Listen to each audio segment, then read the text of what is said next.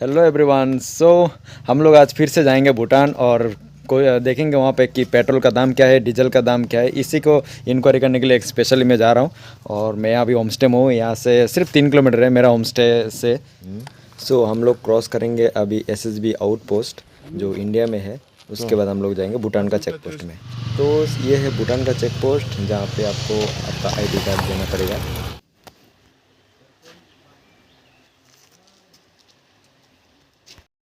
तो हम लोग आज भूटान आए इसलिए कि हम लोग यहाँ पे पेट्रोल का दाम जो है कितना है और डीजल का दाम कितना है वो चेक कर पाए।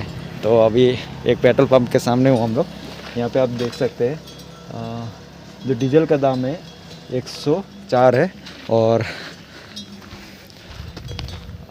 पेट्रोल का हो गया आपका 65।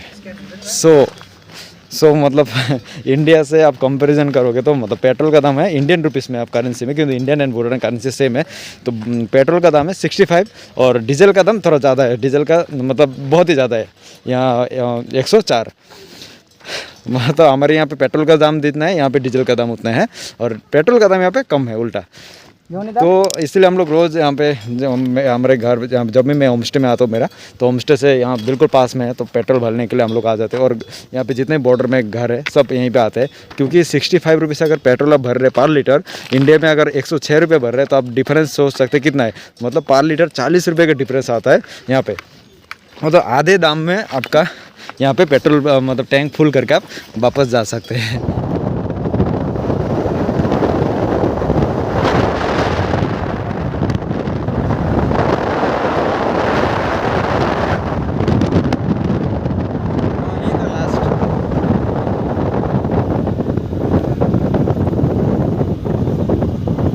उता जानु दिँदैन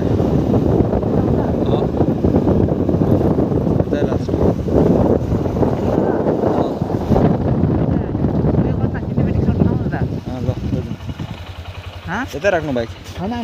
अगर आप काली खोला से एंट्री करेंगे भूटान, जो कि 12 बजे से लगभग 35 किलोमीटर है, तो ये लास्ट बॉर्डर है। तो यहीं से आपको आगे जाने नहीं दिया जाएगा।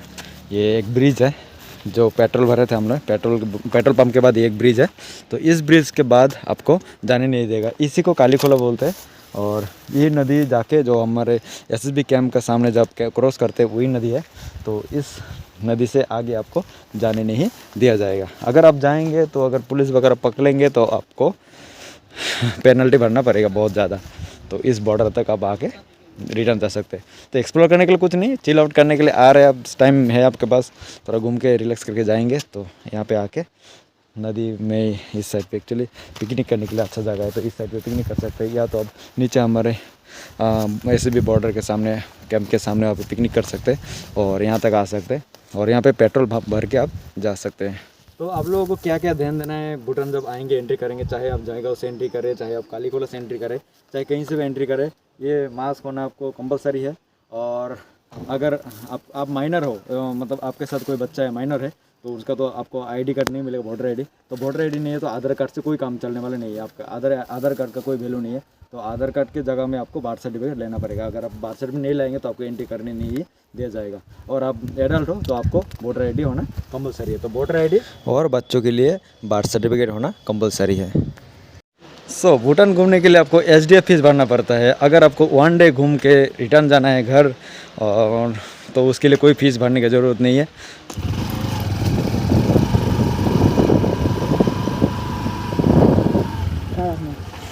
पेट्रोल भरने के बाद आप एक मोनेस्ट्री घूमना चाहते हैं, पीसफुल और प्लेस, तो ये मोनेस्ट्री पे आप आ सकते हैं।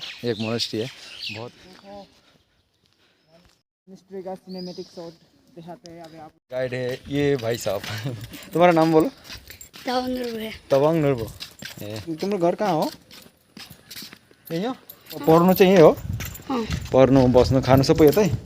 कति साल बस्नुपर्छ यहाँ? 5 साल 5 साल। अनि त्यसपछि ठुलो भएर माथि जानुपर्छ? कता? उता थिम्पूतिर? अच्छा, के भन्छ अनि? ए हुन्छ। यो किङ हो नि, राजा हो नि, यो राजा क्विन।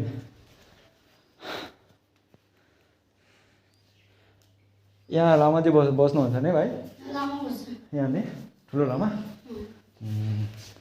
अनि यस्तो पऱ्यो भने लामा पऱ्यो भने बिहा गर्नु सक्दैन नि सक्दैन नि तिमी बिहा नगर्ने गरेन नगर्ने नगर्ने अब गऱ्यो भने लामाले के भन्छ ए अनि तिम्रो भाइहरू छैन छ भाइ भाइहरू छ भाइ छ दिदीहरू भाइहरू छ दिदी। आमा बुवा आमा चाहिँ त घरमा घरमा घरमा जाँदैनौ तिमी जानु पाउँदैन नि त जानु पाउँदैन नि यहीँ बस्नुपर्छ कति साल 5 साल बस्छ एक ताल पनि घरमा जानु पाउँदैन मम्मी भेट्नु आउँछ। भेट्न आउँछ तर तिमी घरमा जानु सक्दैनौ ओ सो इनका कहना है कि 5 साल जानु सक्दैन घर त्यसपछि जानु सक्छौ 500 माथि ठुलो भएर लामा भन्ने आएर माथिबाट पढेर लामा भएर आउँदा त्यहाँ त्यसपछि कहाँ जानु जहाँ ए कहाँ जानु पनि जानु पाउँछन् मतलब कति सालसम्म सो हामी कन्फ्यूज छ एक्चुअली उनका कहना है कि यहाँ पे 5 साल तक रहना है 5 साल तक अब घर नहीं जा सकते कभी कभी मम्मी आता है भेटने मतलब मिलने के लिए और उसके बाद इनको ऊपर भेज दिया जाएगा जो लामा बनने के लिए जो पूरा मतलब प्रक्रिया होते हैं मे बी जो उनका जो रिवाज होते हैं रीति रिवाज इतना अच्छे से नहीं पता मुझे तो इनको और भी बड़े टेम्पल में जाना पड़ेगा मोनेस्ट्री में उसके बाद सीखने के बाद वो लोग वापस आ सकते हैं मतलब जब लामा बन जाएगा उसके बाद वो लोग कहीं पे भी जा सकते फ्रीडम लेकिन लामा बनने तक इनका कोई फ्रीडम नहीं है तब तक